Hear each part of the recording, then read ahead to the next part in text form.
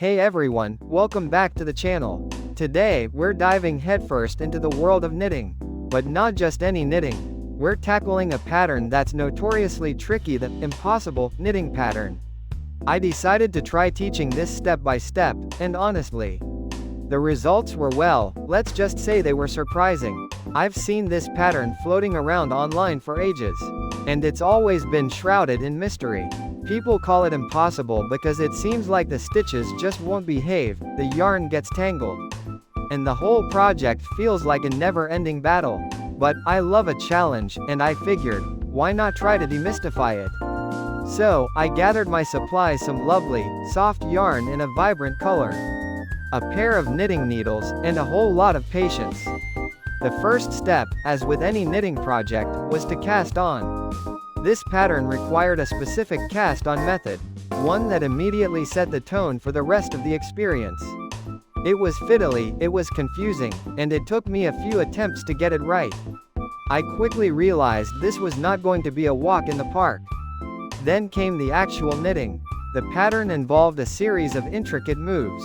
Knit, purl, yarn over, slip stitch, all in a very specific sequence. I kept getting lost, mixing up the stitches, and having to unravel and start again. Honestly, there were moments I wanted to throw my needles across the room.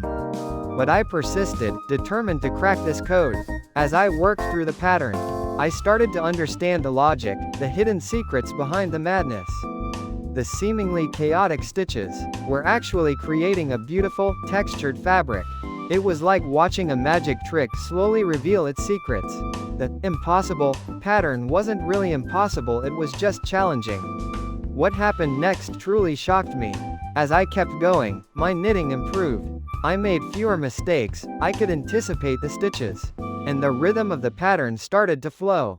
It was like my hands and my brain were finally working in sync.